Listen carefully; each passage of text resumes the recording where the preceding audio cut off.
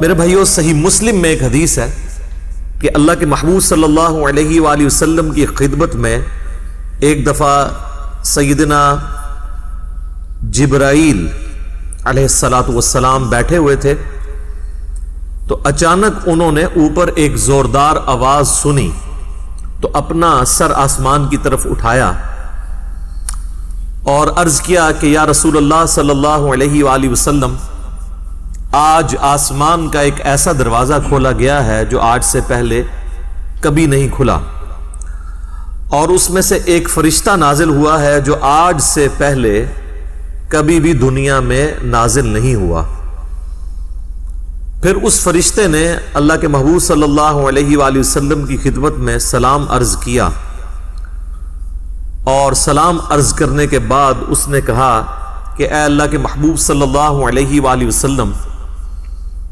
میں آپ کو اللہ تعالیٰ کی طرف سے 2 نوروں کی بشارت دیتا ہوں جو آپ سے پہلے کسی پیغمبر کو عطا نہیں ہوئے۔ نمبر 1، فاتحۃ الکتاب یعنی سورۃ الفاتحہ، اور نمبر 2، خواتیم سورۃ البقرہ، سورۃ البقرہ کی آخری آیات۔ اب یہاں پہ عربی کا جو ورڈ استعمال ہوا ہے وہ خواتیم ہے، اور عربی میں جمع کم از کم 3 سے شروع ہوتی ہے۔ عربی میں واحد ہے، اس کے بعد تثنیہ ہے اور پھر جمع، جیسا کہ مشرق یہ سنگولر کا صیغہ ہے، اور مشرقین 2 مشرقیں، اور مشارق 3 یا 3 سے زیادہ مشرقیں۔ تو یہ خواتیم کا لفظ استعمال ہوا ہے، یعنی ایٹ لیسٹ 3 آیات۔ تو یہ واحد حدیث ہے جس میں سورۃ البقرہ کی آخری 3 آیات کا ذکر آیا ہے، جو آج ہم نے کور کرنی ہے، للہ ما فی السماوات و ما فی الارض سے لے کر آنورڈ اینڈ تک۔ ایک اور حدیث ہے، صحیح بخاری اور صحیح مسلم دونوں میں حدیث موجود ہے، اور یہ اسپیسیفکلی ہمارے صبح و شام کے اذکار میں بھی شامل ہے، جو بلو کارڈ کے اوپر ہم نے ریفرنس دیا ہوا ہے کہ اللہ کے محبوب صلی اللہ علیہ وآلہ وسلم نے فرمایا کہ جو شخص بھی رات کے وقت سورۃ البقرہ کی آخری 2 آیات پڑھ لے گا تو اسے ہر چیز سے کفایت کر جائیں گی، ہر چیز سے کفایت کر جائیں گی، یعنی کسی قسم کا اور وظیفہ جو کسی بھی وہ کام کے لیے کرتا ہے، شیاطین کو بھگانے کے لیے، جنات کو بھگانے کے لیے، مصیبت اور پریشانی کو دور کرنے کے لیے، تکلیف کے ازالے کے لیے، ہر چیز سے یہ کفایت کرے گا یہ ایک وظیفہ سورۃ البقرہ کی آخری 2 آیات۔ اور جو میں نے اس سے پہلے حدیث بیان کی تھی صحیح مسلم کی، جس میں ایک فرشتے نے آ کے آپ صلی اللہ علیہ وآلہ وسلم کو 2 نوروں کی بشارت دی، سورۃ الفاتحہ اور سورۃ البقرہ کی آخری 3 آیات۔ اس میں آگے الفاظ یہ بھی ہیں کہ جو شخص بھی سورۃ الفاتحہ یا سورۃ البقرہ کی آخری 3 آیات پڑھے گا تو اللہ تعالیٰ سے جو کچھ مانگ رہا ہے وہ اس کو اللہ تعالیٰ عطا فرما دے گا۔ تو وہ تو بڑی بہترین دعائیں ہیں، چاہے سورۃ الفاتحہ ہو یا سورۃ البقرہ کی آخری 3 آیات، وہ دعائیں بھی ہیں، تجدید ایمان بھی ہے، ہر حوالے سے اہم ترین آیات ہیں۔ ایک اور حدیث ہے جامعہ ترمذی میں اور المستدرک للحاکم میں صحیح سند کے ساتھ کہ نبی صلی اللہ علیہ وآلہ وسلم نے فرمایا، اللہ تعالیٰ نے مخلوقات کی پیدائش سے بھی 2000 سال پہلے اپنے پاس ایک کتاب لکھی تھی۔ لوح محفوظ آپ کو پتہ ہے سب سے پہلے پیدا ہوا ہے۔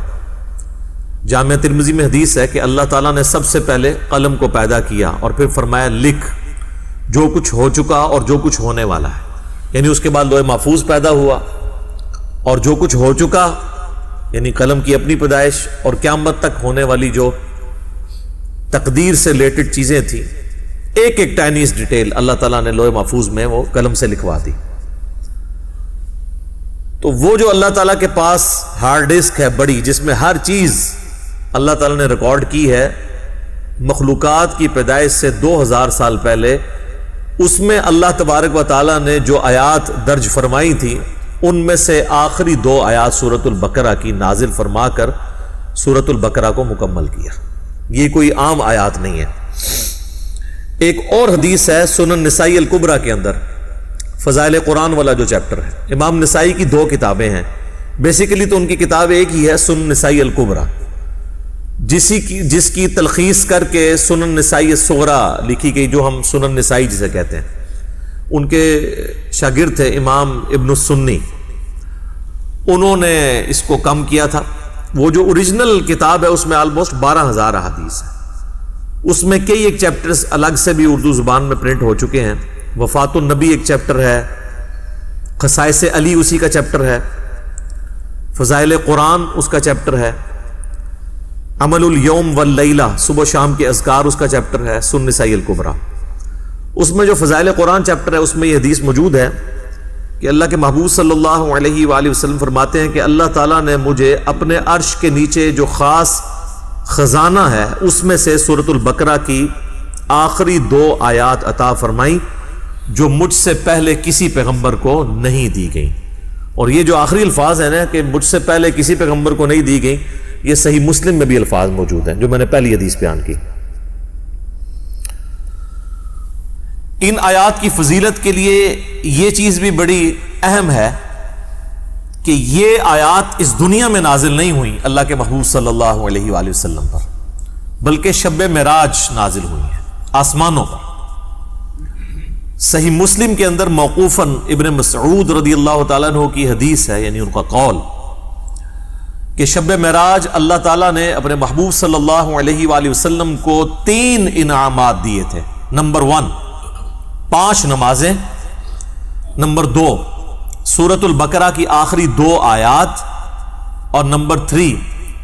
جو کوئی بھی آپ صلی اللہ علیہ وآلہ وسلم کا امتی شرک نہیں کرتا ہوگا، at the end of the day اللہ تعالیٰ اس کو معاف فرما دے گا، چاہے وہ اپنا عذاب بھگت کے، لیکن الٹیمیٹلی جو بخاری مسلم میں حدیث ہے کہ آخری دفعہ اللہ تعالیٰ مجھے اس چیز کی بھی اجازت دے گا کہ میں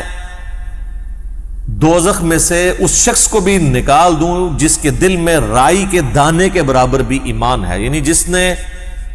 ایک اور حدیث میں بخاری مسلم کے الفاظ ہیں، جس کے پلے سوائے اس کے کوئی نیکی نہیں ہوگی کہ صرف اس نے ایک دفعہ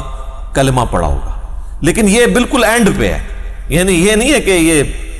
کلمہ پڑھنے سے ہی جنت مل جانی ہے۔ واللہ عالم، وہ 1000 سال لگیں، لاکھ سال لگیں، کروڑ سال لگیں، وہ اللہ کو پتہ ہے۔ اللہم اجرنا من النار، آمین۔ یہاں تو لوگ بڑی آسانی کے ساتھ کہہ دیتے ہیں نا جی خیر ہے دیکھی جائے گی، کوئی مسئلہ نہیں ہے، اور انہی سے کہا جائے نا کہ آپ 10 سیکنڈ کے لیے موم بتی کے فلیم کے اوپر اپنا ہاتھ رکھیں تو نہیں رکھ سکتے، اور جہنم کے بارے میں کہتے ہیں دیکھی جائے گی، ایک پھیرا ہی لگے گا۔ تو بس یہ دیوانگی کی سوچ ہے، اس کا حقیقت کے ساتھ کوئی تعلق نہیں ہے۔ تو یہ میرے بھائیوں میں نے چند احادیث بیان کر دیں سورۃ البقرہ کی آخری 3 آیات کی، اور اس میں سے بھی اسپیسیفکلی آخری 2 آیات آمن الرسول بما انزل الیہ من ربہ والمؤمنون سے آنورڈ۔ ان آیات کو پڑھنے کی روٹین بنائیں، اور چونکہ بخاری مسلم میں الفاظ ہیں کہ جو رات کے وقت میں پڑھ لے گا اسے ہر چیز سے کفایت کریں گی، تو رات کی ڈیفینیشن شریعت کے اندر مغرب کے بعد رات شروع ہو جاتی ہے، غروب آفتاب کے ساتھ ہی۔ اسی لیے سورۃ البقرہ میں آیا نا کہ روزے کو رات ہونے تک مکمل کرو، تو رات شریعت میں غروب آفتاب کے بعد سٹارٹ ہو جاتی ہے، کیونکہ چاند بھی آپ دیکھیں اگلے مہینے کا سٹارٹ جو ہے وہ رات کے وقت چاند نظر آ جاتا ہے، مغرب کے فوراً بعد ہی۔ پہلی کا چاند تھوڑی دیر کے لیے نظر آتا ہے مغرب کے فوراً بعد، تو مغرب کے بعد بھی آپ ان آیات کو پڑھ سکتے ہیں، عشاء کے بعد بھی پڑھ سکتے ہیں، رات کو سونے سے پہلے بھی پڑھ سکتے ہیں۔ اس کی روٹین بنائیں اور اسے کبھی سکپ نہ ہونے دیں، کوئی مشکل وظیفہ نہیں ہے، سارے وظائف کے اوپر بھاری ہے یہ وظیفہ، اور کچھ عرصہ آپ اپنی روٹین بنائیں گے تو آپ کو یہ خود بخود زبانی یاد ہو جائیں گی۔ آپ کو کوئی اس کے لیے محنت نہیں کرنی پڑے گی. آخری 3 آیات کا وظیفہ بنا لیں, للہ ما فی السماوات و ما فی الارض. ویسے عموماً پبلک کے اندر تو جتنی بھی احادیث مشہور ہیں وہ آخری 2 آیات سے ریلیٹڈ ہیں, لیکن آج جو میں نے آپ کو صحیح مسلم کی ایک حدیث بتائی ہے نا, اس میں چونکہ خواتین کا لفظ ہے تو آخری 3 آیات, اس لیے آپ دیکھیں گے قرآن حکیم میں سورۃ البقرہ کا جو آخری رکوع ہے نا وہ انہی 3 آیات پہ مشتمل ہے. تو اب اپنی روٹین اگر کوئی شخص آمن الرسول سے پڑھتا تھا تو وہ اس کو پیچھے لے کے آئے, للہ ما فی السماوات و ما فی الارض, یہاں سے لے کے آن ورڈ اس کو پڑھنا شروع کریں. چند دن آپ پڑھیں گے تو خود بخود آپ کو یہ آیات زبانی یاد ہو جائیں گی. میرے دوستوں نے یہ ویڈیو مکمل دیکھ لی, تو کیسی لگی آپ کو ویڈیو؟